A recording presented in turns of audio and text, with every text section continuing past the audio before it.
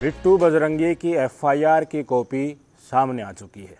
ASP Usha Kundu madam ने जो अपनी शिकायत दी थी कि उन्होंने किस तरह से पुलिस के साथ मिस हैंडलिंग की, हथियार उनके पास थे, उनको पुलिस से छीना झपटा, ये सारी चीज़ें उसमें विस्तार से लिखी हुई हैं।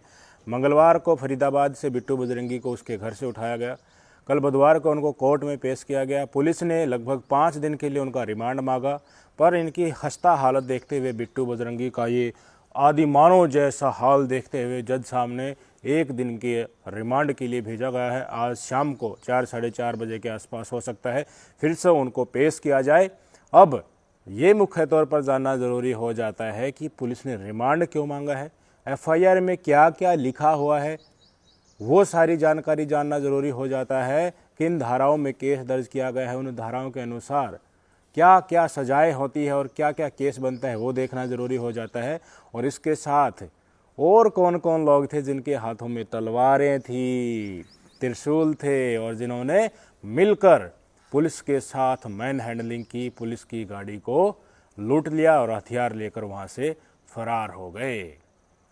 कई इंसिडेंट आपने देखे होंगे। जैसे ही 31 तारीख को ये घटनाक्रम हुआ, उसके बाद सोशल मीडिया पर कई तरह के हिंदुत्व के ठेकेदार सामने आकर इंटरव्यू दे रहे थे। आजकल वो दिखाई नहीं दे रहे हैं। विजय फरीदाबाद नाम से अपने आप को विजय हिंदू कह रहा है, आपको दिख रहा है कहीं?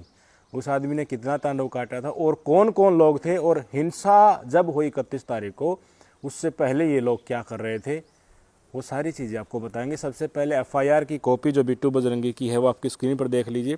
प्रथम पन्ना है, इसमें डिटेल दी गई है कि धारा 148, 149, 332, 353, 186, 395, 397 और 506, 205 इन धाराओं के अंतर्गत जो है, और आर्म्स एक्ट 1959 की धारा 25 के तहत केस दर्ज किया गया है। ये सारी की सारी धाराएं बिट्टू बजरंगी पर लगी हुई हैं। नलहड़ मंदिर के समीप एएसपी उषा कुंडू मैडम मौजूद थी, उनके साथ बाकी टीम के मेंबर्स भी मौजूद थे। क्या पूरा घटनाक्रम उन्होंने एफआईआर में बताया है, वो सारी की सारी चीज़ें हम आपको विस्तार से बताना चाहेंगे। अब अपनी स्क्रीन पर देख सकते हैं।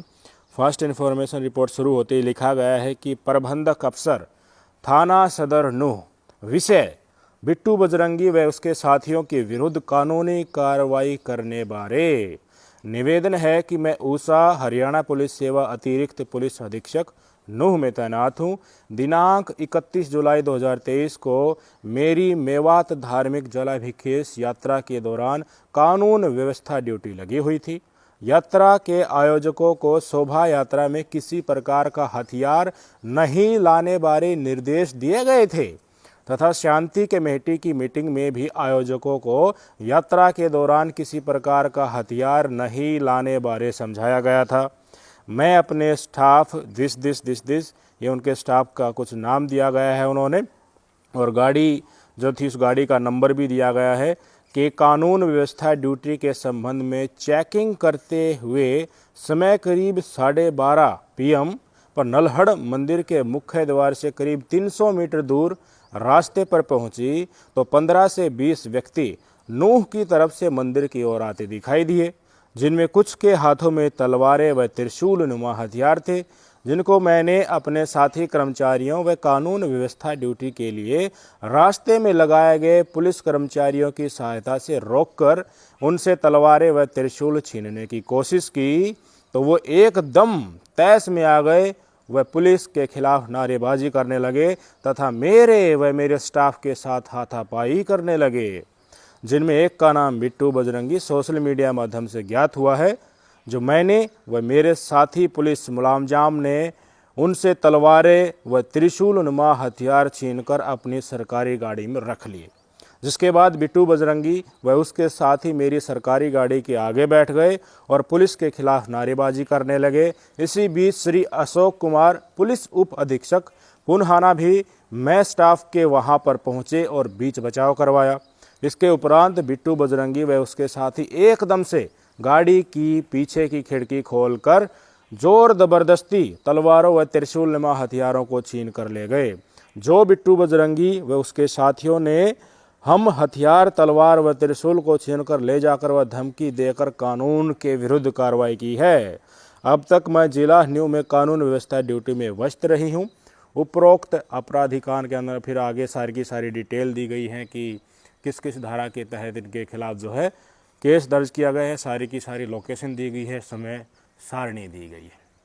ये बिट्टू बजरंगी और इनके साथ जो 15 से 20 लोग थे उनकी हरकत थी। सवाल यहीं पैदा होता है कि क्या बिट्टू बजरंगी जिस तरह से वीडियो डाल रहा था कि तुम्हारा जीजा आ रहा है फूल मालों से स्वागत करना, पूरे सिस्टम के साथ आ रहा हूँ, 150 गाड़ियाँ हैं, तो उसका मतलब यही था कि क्या हम तलवारें और त्रिशूल लेकर आ रहे हैं सिस्टम के साथ, और तुम्हें जो हो सकता है ना, जो लफ्ज़ उन्होंने नहीं कहे सीधे तौर पर, जो सारांश निकल कर आ रहा था कि हम देख लेंगे, तो ये यात्रा करने गए थे कि वहाँ पर हिंसा करने गए थे, या दंगे भड़काने ही ये गए थे, या सुनियोजित पहले ही जो इन्होंने एक पटकथा तैयार कर रखी थी उनको अंजाम देने गए थे। यही बिट्टू बजरंगी जब तक गिरफ्तार नहीं हुआ था तो मीडिया के सामने बैठकर कहता था कि नहीं, हमारे पास कोई हथियार नहीं थे, हमने कोई गैरकानूनी काम नहीं किया। मैंने तो जो वीडियो में बोला है वो कुछ उन लोगों के बारे में बोला था जो मुझे गालियां दे रहे थे। तो भाई तुमने बोला था वीडियो में, तो तुमने ये नहीं बोला कि देखिए मैं ये लफ्ज़ जो बाण बोल रहा हूँ ये सिर्फ उन्हीं लोगों के लिए जो मुझे धमकी दे रहे हैं। तुमने तो वीडियो में तो लगभग मेवात और नू के लगभग सभी मुस्लिम समुदाय को टारगेट किया था। अगर तो आपको धमकी मिल रही है तो आपको पुलिस को कंप्लेन देनी थी। अब आप बोल रहे थे ना मीडिया में बैठे बैठे, एक तरह से जो मीडिया वाले हैं उनको भी बता रहे थे कि एक दिन मुस्लिम समुदाय इतना बड़ी जनसंख्या में हो जाएगा और इतना वायलेंट हो जाएगा कि न्यूज़ वालों की भी न्यूज़ बन जाए। बुरा मत मानना, मैंने एक दो और न्यूज़ वालों से बोली है, जो न्यूज़ बना रहे हैं उनकी भी न्यूज़ बनेगी, ये ऐसा धर्म है। नहीं तो भाई साहब, न्यूज़ वालों की तो न्यूज़ बनी नहीं, न्यूज़ वाले तो मेरी तरह ऐसे ही न्यूज़ बना रहे हैं। बिट्टू भाई आपकी न्यूज़ बन गई है, पूरा देश आपकी ही न्यूज़ को बड़ी बढ़ चढ़ कर देख रहा है और आपके साथ जो हुआ है उसको कानून सम्मत सही भी ठहरा रहा है। अभी तो बहुत चीज़ें सामने आनी बाकी हैं। जिन जिन धाराओं में इनके खिलाफ केस दर्ज किया गया है वो इनको लंबा खींचने वाले हैं। ये FIR की कॉपी जो मैं भी आपको बता रहा हूँ ये पहले ही पहुँच जाती है जो तथाकथित हिंदू संगठन है ना, जिनको भारतीय जनता पार्टी की सह मिली हुई है, उनको पहले ही लगा हुआ था कि ASP मैडम ने शिकायत दी है और पब्लिक डोमेन में ये सारी चीज़ें आ गई तो होने क्या वाला है। भारतीय जनता पार्टी बीच मझधार में फंस चुकी है, वो न इधर जा सकती न इधर जा सकती, ना हरियाणा के किसान समुदाय जाट समुदाय इनको छोड़ सकती और ना ही जो कुछ मुट्ठी भर हिंदूवादी संगठन हैं जो इनका एजेंडा चलाते हैं, जो गुजरात मॉडल का जो हिंदुत्व मॉडल है वो जिस तरह से हरियाणा में करने की कोशिश की थी उसको लेकर भी खट्टर सरकार आगे नहीं बढ़ सकती, क्योंकि भाई साहब उससे तो कुर्सी बिल्कुल ही चली जाएगी इनकी। तो मुसीबत ये आ रही है जिन जिन धाराओं में केस दर्ज किया गया था वो विश्व हिंदू परिषद के पास पहुंच गया और कल उन्होंने कन्नी काट ली कि बिट्टू बजरंगी हमसे कोई नाता नहीं रखता है, बजरंग दल का ये सदस्य नहीं है, बेशक से इसके नाम पे बजरंगी हो, बेशक से 25 साल से लव जिहाद और गोरक्षा का काम कर रहा हो, बेशक से हिंदू राष्ट्र की मांग ये लगातार कर रहा हो, भगवा पहन रहा हो, पर हमसे इसका कोई संबंध नहीं है। बताइए, बेचारा सभी भारतीय जनता पार्टी के आला नेताओं से जो है मिल चुका है, भारतीय जनता पार्टी से चुनाव भी लड़ चुका है और कह रहा है कि विश्व हिंदू परिषद वाले कह रहे हैं कि बजरंग दल से और हमसे इसका कोई नाता नहीं है।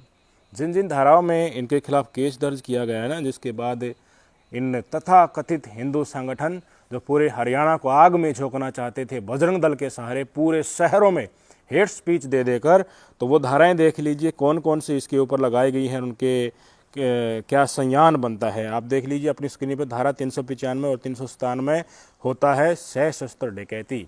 आर्म्स की आपने डकैती कर ली है या फिर आर्म्स के साथ आपने कोई छीना छपटी की है, वो सारी चीज़ें इन धाराओं के अंतर्गत आती हैं। धारा 506 आपराधिक धमकी।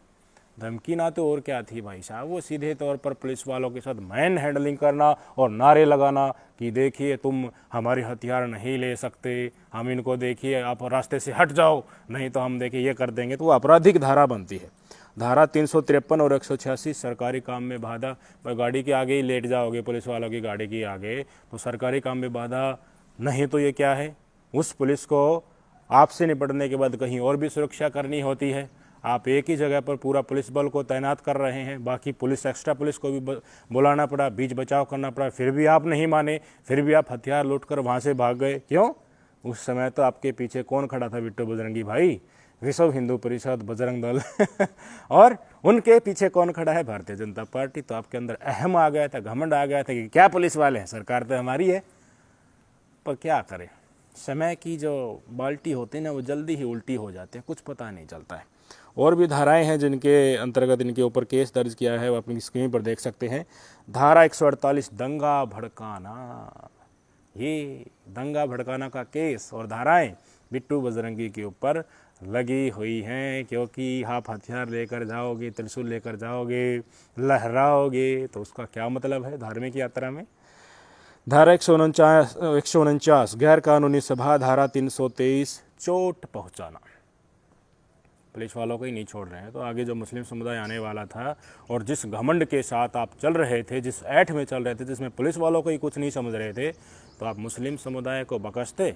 अगर आप आगे पहुंच जाते यात्रा में तो क्या कर सकता था ये आदमी, आप अंदाज़ा लगा सकते हैं।